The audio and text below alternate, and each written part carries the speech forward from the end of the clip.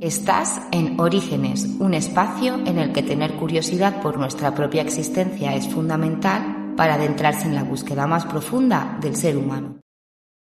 Hola, ¿qué tal? Bienvenidos un día más a Orígenes. Como ya sabéis, con las entrevistas vamos cambiando de ubicación y hoy tenemos el placer de estar en un espacio que nos han cedido con mucho cariño desde la radio de Castellar del Vallès. Es el espacio del Actual, que es el nombre de la radio. Lo podéis encontrar en la frecuencia 90.1 FM. Ahora, publi hecha, vamos a dar paso a nuestra invitada de hoy, que repite y que tengo muchas ganas de hablar con ella porque, como sabéis, es un amor y siempre hay mucho que contar. Tina, bienvenida de Buenas. nuevo. Encantada de volver a estar aquí. Un placer tenerte como siempre y tratar temas pues tan personales pero con tanto cariño a la vez. La otra vez estuvimos un poquito hablando en general de lo que es el proceso del duelo, pero hoy vamos a entrar un poquito más en detalle en algunos puntos en concreto para que la gente pues tenga también más información, ¿verdad? Estaré encantada. Es un tema que a mí me apasiona mucho y estaré encantada de poder hablarlo contigo. Qué bien. Pues vamos al lío. ¿Por dónde te gustaría empezar? Yo tengo algunas preguntas, pero bueno, si quieres arrancas tú un poquito. La otra vez fuimos muy por encima, entonces, si quieres empezar explicando lo que es el proceso del duelo desde un primer momento, o al menos desde tu perspectiva o trabajo, ¿cómo lo gestionas? ¿Te viene una persona que está pasando por un momento difícil porque ha perdido a un familiar muy cercano? ¿Y cómo va la cosa? Vale, me estás hablando del después. Del después. Claro, Del es que yo después. siempre empiezo por el final, porque soy así de práctica. Por eso te he dado la opción de que si querías arrancar tú, porque siempre me salto cosas. Luego ya no me callo. Pero bueno, dale, Vale. dale. El después se puede abordar de diferentes maneras y todo va a depender de la fase en la que se encuentre la persona. A pesar de ello, el después solo queda el familiar, la persona que ha perdido, la persona que echa en falta a esta persona. El duelo en sí es un proceso y dependerá muchísimo de en qué fase está para poder utilizar ciertas palabras, ciertas técnicas, ciertas aproximaciones.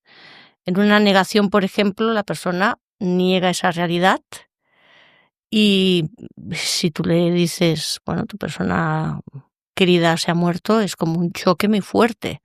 De hecho, la primera fase es una fase de cojín, que se le dice, para amortiguar el dolor. Pero tampoco te puedes quedar sin reconocer esa pérdida, porque entonces luego no sanas, no avanzas y te queda ese dolor interno que no te permite el día de mañana poder avanzar, como muy bien has dicho, ni sanar. Y por lo tanto muchas veces vienen patologías paralelas de ese momento que no has sanado.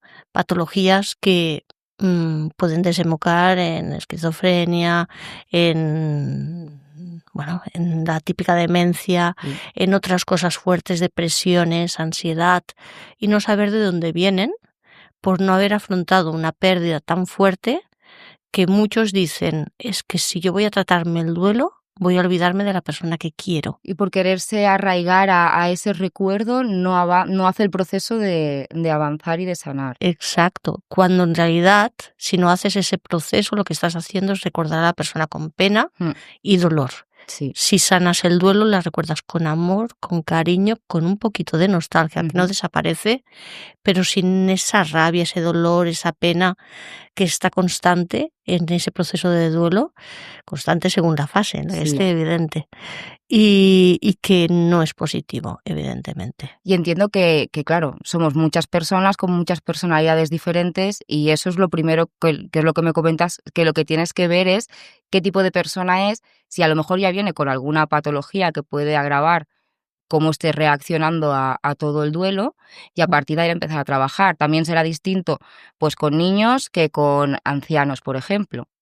Sí. Porque una pregunta que tengo que me viene a la cabeza, cuando es un matrimonio que lleva 50, 60, 70 años juntos, ¿y por qué pasa esto de que es que fallece uno y por desgracia como mucho al año normalmente se suele ir la otra persona?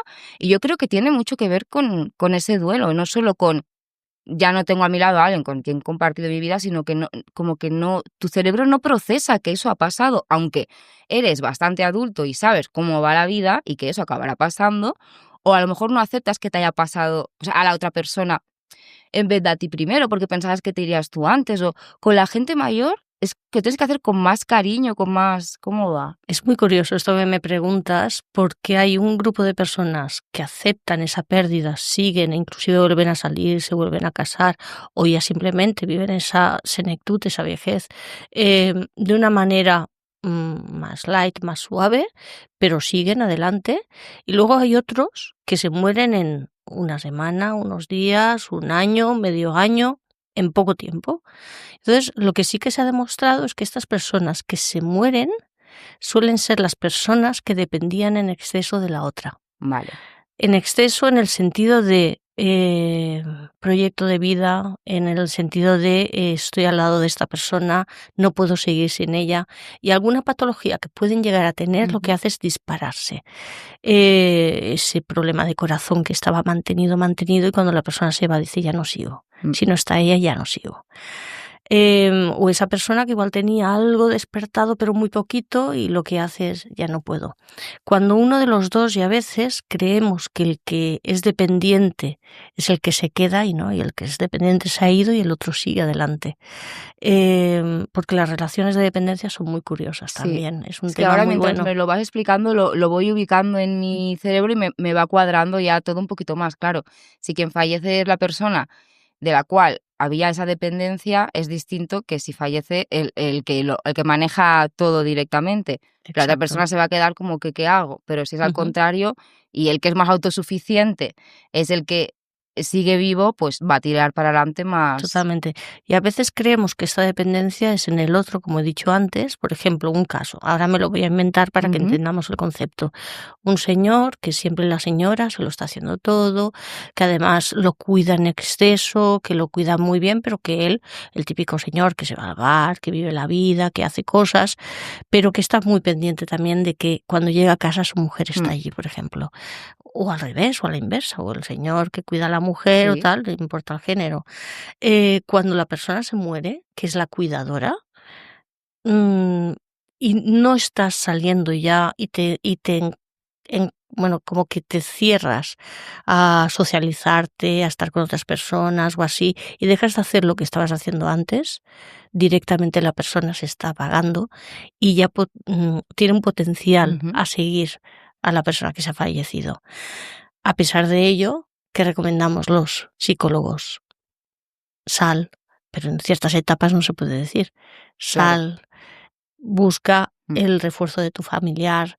Alguna actividad, amigos, un sueño, cualquier cosita. Un vínculo, cualquier cosa, un taller, un viaje, cualquier cosa, aunque sea pequeña, o disfruta a lo mejor más de los tuyos, de los que se han quedado, como tus hijos, que a lo mejor están trabajando mucho, pero los nietos no, quizás, sin enclaustrar en ahora tienes que cuidar de los nietos obligatoriamente, claro. Pero haz algo. Búscate algo. Realiza, o lo que dices, algo más diario, más mundano, o realiza algún sueño, porque la fase de cumplir sueños en este proceso también es muy importante, ¿verdad? Por supuesto. Y es más, hay un apartado también muy importante y es busca hacer las cosas que hacía esa persona que se ha muerto, intenta hacerlas tú o buscar a alguien que las haga. Como sustituir roles. Porque si no, se quedan con él, no hay nadie que lo pueda hacer, no puedo seguir adelante. Entonces, el sustituir esos roles y buscar encuadrar esas tareas, como una persona que me decía, es que he tenido que cambiar yo una bombilla, porque la persona que se había muerto era la que siempre hacía las cosas de la casa, y estaba orgullosa de haberlo hecho ella. Qué bien. Puede parecer una tontería, pero para ciertas personas... está muy bien, porque además cada vida es diferente y sobre todo con matrimonios ya tan mayores, antes no era como ahora, aunque siempre hay dificultades en cualquier época, pero sí es verdad que como que la mujer era más de casa, hay muchas funciones que no ha hecho en la vida y ahora de repente se encuentra que tiene que hacerlo todo. Sí. Y yo estoy muy orgullosa de esas personas mayores que tiran para adelante solos o con poquita gente a su alrededor, porque llevan toda una vida pencando y con todos los calvarios que da la vida, luego te ves solo, anímate. Disfruta de la última etapa, ¿no? No quiere decir que te vaya a hacer mañana, pero bueno, la última etapa disfrútala, las cosas que nunca has podido hacer, aprende, como estás diciendo, a hacer cositas cotidianas, pero que te reconfortan o te refuerzan esa seguridad para seguir adelante, que no se apague, o sea, no te tienes que apagar. Y cuando te ves así. buscas recursos porque los hay. Ujú. Y hay gente que se sume en la soledad, que la soledad es una lacra, es algo malísimo, no solo de la gente mayor, sino también de los jóvenes hoy en Sí, día. Son una fuente de sabiduría sí, muchos. sí. Es una experiencia vivida que nosotros aún no Mm, tenemos. Y tenemos eh, fijaros, los adolescentes critican a la gente ujú, madura y los maduros criticamos a la gente mayor sí. y no puede ser. Tendríamos que ser capaces de escucharles Mm. más, de saber, entender y aprender de ellos muchas cosas. Y es muy bonito. Mira, yo el otro día, sin ir más lejos, estaba en Caldas de Montbui, una población que hay aquí cerquita, porque estuvimos en Sant Jordi vendiendo libros y tal. Y hay una ermita que es la del Remei, que yo voy a veces, aunque no soy religiosa como tal, pero mi abuela iba ahí de pequeña y desde aquí de Castellar del Valle se iba hasta esa ermita andando con su madre. Mm. Entonces, cuando puedo, me escapo, cojo una velita, la pongo y lo saludo. Y había un señor que yo creía que era el párroco de allí, porque era un señor que se le veía que era mayor, que iba así, le costaba caminar y tal. Y como siempre la lío, me equivoqué dónde iba la vela, no sé qué, bueno, y me fui a hablarle. Y claro, me acerqué porque notaba que no me escuchaba bien.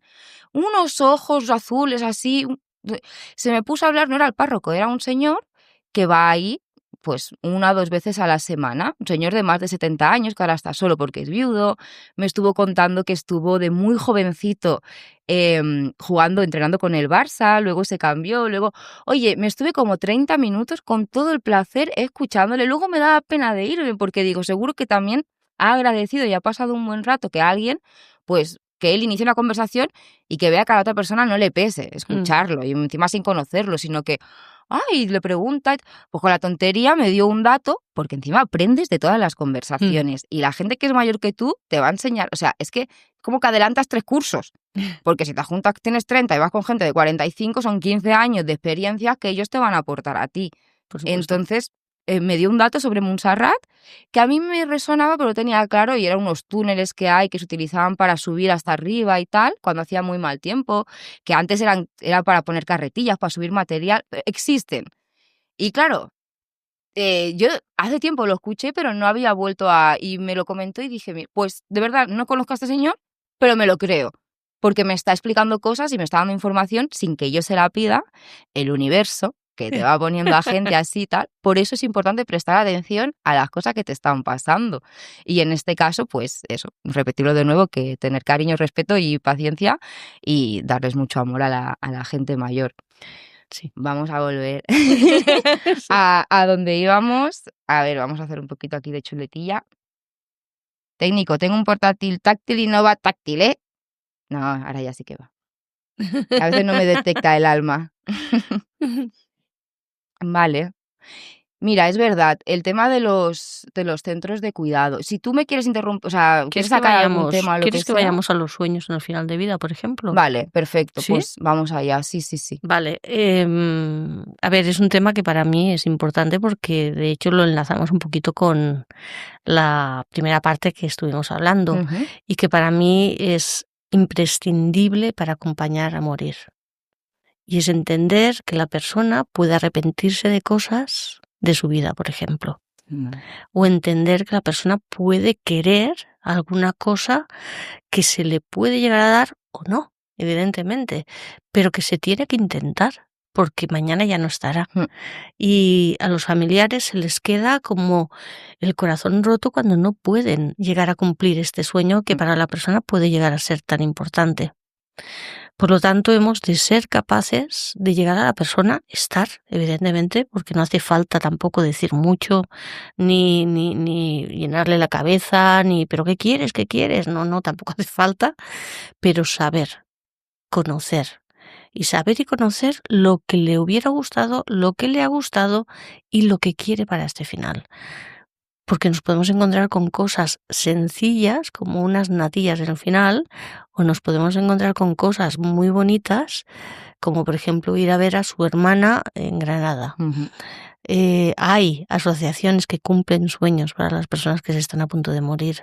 Y hay inclusive alguna ambulancia que dicen que es la ambulancia de este final de vida también. Por si acaso tienen que, ¿vale? No sé dónde está, he oído hablar de ella, yo evidentemente nunca la he visto, y si lo he tenido que cumplir lo he hecho yo, Pero sé que existe esta ambulancia. Pues me parece súper bonito este detalle también. Es precioso.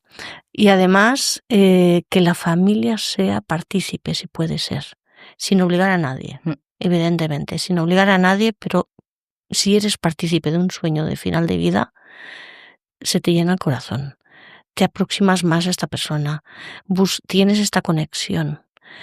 Y evidentemente despedirte en el final. Despedirte es importantísimo, lo que ya dijimos el otro día, pero es básico. No dejas que esa persona se vaya y te quedes tú con una sensación de que realmente no has podido tener esa conversación pendiente, ya no solo por ti, sino por la otra persona, porque a lo mejor sabes que necesita pedirle perdón a alguien, pero es difícil pues darle un empujoncito a ayudarle a hacer esa conexión o cualquier cosita para que cuando no esté esa persona se vaya en paz y tú aquí te quedes en paz también. Exactamente. No con el run run, eso facilita todo lo que es el proceso de duelo. Hace poco una persona que se está a punto de morir me pidió contactar con una persona de su pasado para poder despedirse. Y dices, pues es muy bonito. Pues sí. Pues es cerrar puertas de decir, bueno, has formado parte de mi vida y te lo agradezco. Es el poder decir, fuiste el amor de mi vida, pero la vida sigue. Y no pudo ser, pero que sepas que te he recordado hasta hoy que es mi último aliento y por eso me quiero despedir. Por ejemplo. ¡Qué romántico! Es muy bonito. Hay otras vidas. Exactamente. Mejor que se despida, no vaya a ser que se lo cruce en otra y le diga, tú eres una rancia que no me has dicho nada, ¿sabes?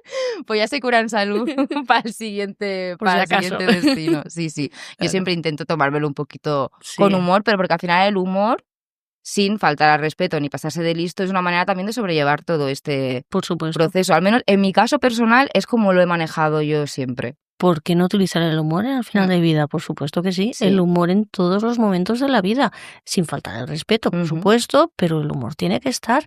Y hay personas que se están muriendo y te están ellos explicando cosas divertidas. Pues sí, el último día de vida de mi abuelo, que fuimos en una excursión a Montserrat porque quería ir y nos fuimos para allí con excursión del hospital, con todos los viejitos en el autobús. Y iba él, que el pobre, ya lo veías que estaba, pobrecito mío, que iba a despedirse con el micro del autobús explicando chistes. ¡Qué bueno! Y digo, pero bueno, esto no es normal, ¿sabes? Pues ¿cómo voy a salir yo después si la persona de las que más quiero en el mundo sé que estamos haciendo algo que es muy personal porque va a despedirse y lo voy a llevar, yo lo estoy acompañando? Por eso entiendo lo que dices, porque yo estoy muy, muy, muy orgullosa y muy feliz de haber podido, claro, es un momento triste, pero ya sabemos que es inevitable. Entonces, como mínimo, ponérselo fácil. Pues venga, te acompaño, vamos, te despides, estamos un ratito aquí, tal cual. Pero al ir fue un cachondeo porque iba explicando chistes. Además, mi abuelo era una persona que te explicaba un chiste y tú no sabías si claro, tal y como arrancaba, no sabías si era una historia que había pasado de verdad o que se estaba quedando contigo.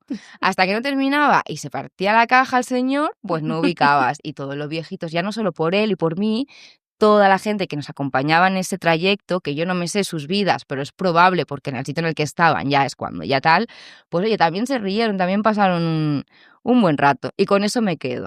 Claro que ¿sabes? sí. Así Claro que que de sí. verdad, hacer caso a Tina, que es muy buena psicóloga, que ya al tercer programa que viene le voy a hacer el sello de psicóloga oficial de Orígenes. Estaré encantada. Y sí, qué guay. Y que al final vale la pena pues hacer el esfuerzo, quitarse los miedos, quitarse ese peso, ese susto de no me atrevo, porque quítate ya, que es el último momento, que como no lo hagas ahora, no vas a poder hacerlo. Por supuesto. Se dice que hay dos vidas, siempre. La primera, la que vives, y la segunda, cuando te das cuenta de que se acaba la primera. Ostras. Y tienes que aprender a vivir también esta segunda vida. Porque cuando aceptas que se está acabando, si te das cuenta demasiado tarde, no puedes cumplir esos sueños. Y en la vida en general, dejamos las cosas de un día para otro y realmente tú no sabes, a no ser que ya tengas un de este que ya esté determinado qué tal, no sabes cuándo se va a acabar. Entonces, ir dejándolo todo, solo acumulas faena para antes de irte, porque tienes una lista enorme de cosas que solucionar. Y quitar el miedo, quitar el miedo. La aceptación es básica. Si nos morimos con miedo y nos aferramos a la vida, luego no hay ni medicación que nos tranquilice ni nada. Quitemos el miedo. En el final de la vida hay endorfinas, hay serotonina que nos tranquiliza, que nos relaja, que nos hace tener los recuerdos en el final y que por lo tanto no es malo el final, en realidad, porque hay una serie de hormonas que nos hacen que la transición sea más positiva.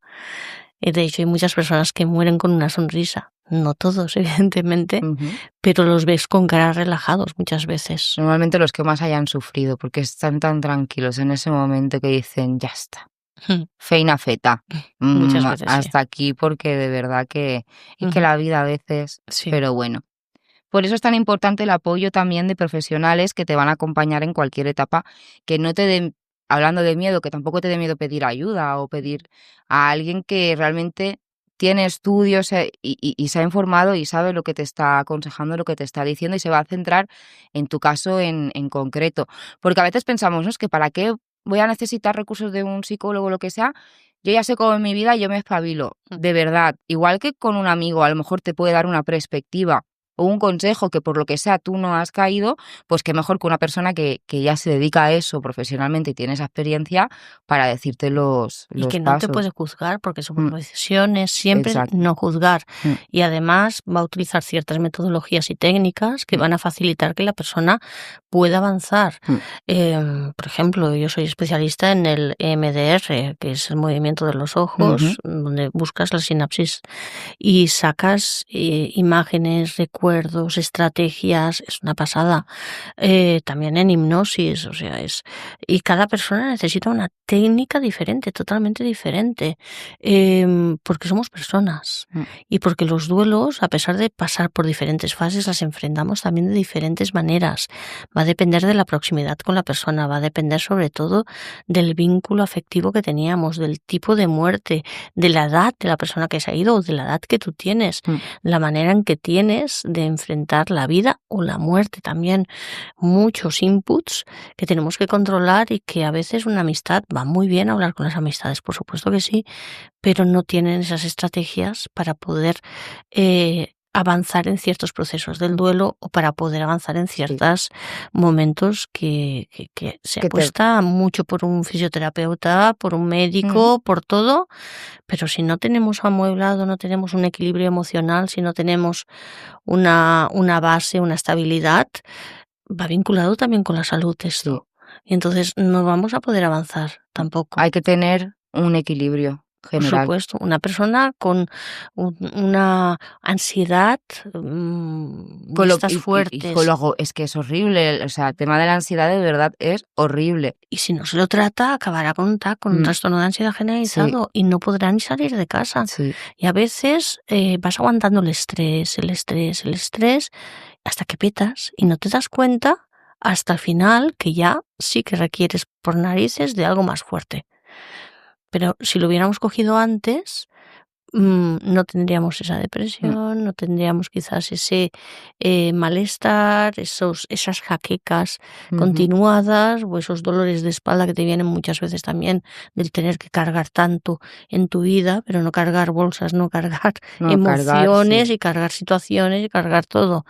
Y entonces, claro, a veces paremos antes, busquemos ayuda de un profesional y avancemos y tengamos esa estabilidad en el matrimonio, en las amistades, en tu vida, en todo. Coger el control cuando ves que ya te estás descarrilando, no cuando te has dado el talegazo que ya no puedes hacer nada por reparar la situación. Es que al final es lo mismo, o sea, coger las cosas todo tiene tiempo. Solución, pero no es lo mismo hacer 1 o 2 sesiones que tener que hacer 20 sesiones o 50 sesiones y continuadas, porque si no, no sales. Porque si no es un lloro continuado, un malestar continuado, un qué finalidad tiene la vida, o un suicidio que dices, intentemos evitarlo. Sí, qué pena. Pues Tina, aprovechando que vamos a tener la oportunidad de que vendrás más veces, iremos tocando los temas más concretos, pero un poquito para dar pie a la siguiente charla que tendremos, me gustaría comentar ¿cómo consideras o cómo ves tú la evolución? Porque claro, hemos hablado de este proceso final, de este duelo, de la importancia que tienen según qué factores, pero dónde transitas todo este proceso también es importante. Y a veces es en casa, pero otras veces pues tienes que estar bajo unos cuidados o lo que sea, y por eso hay centros que se dedican especialmente a al final de tus últimos días. ¿Cómo crees que han evolucionado? Porque hasta el tema de la robótica y todo se está metiendo por Muy medio. mucho, Ujú. muchísimo. Yo estoy especializada en la formación de sociosanitarias también y voy a hacer el certificado de profesionalidad en sociosanitarios. Entonces, además he estado trabajando en residencias durante mucho tiempo y he visto una evolución total. Llevo desde los 18 años en centros sanitarios, con empresa de servicio de atención domiciliario. Además, también he estado con diferentes posiciones en la institución y os digo que no tiene nada que ver con hace unos años. No es ese concepto que tenemos antiguo de esos maltratos, esa mala gestión, ese entro con los pies para afuera. No, Ujú. ahora entran a disfrutar de los últimos años de su vida, de sus últimos momentos y evidentemente no tiene nada que ver morir en una institución o morir en una casa o morir Ujú. en un hospital, Sí. porque es totalmente diferente. Depende del centro, depende del hospital, depende de los cuidados que tengas en la casa, por supuesto, depende de la proximidad con tus seres. Ujú. Pero en las instituciones, por ejemplo, residenciales, cuidan mucho el detalle. Inclusive hay una habitación de final de vida.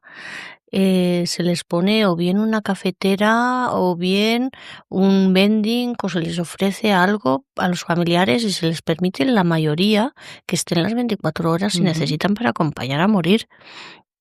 Hay un cuidado muy intenso y hemos de tener en cuenta que para la institución es importantísimo este final, porque un familiar que tenga una mala experiencia en un centro irá, aunque todo haya ido perfecto, diciendo negatividades, cuando en realidad si lo pasa bien en ese final, es cuidado, es entendido, hay empatía y escucha, va a ser muy diferente, va a ser un recuerdo al menos del centro de se portaron bien Mm.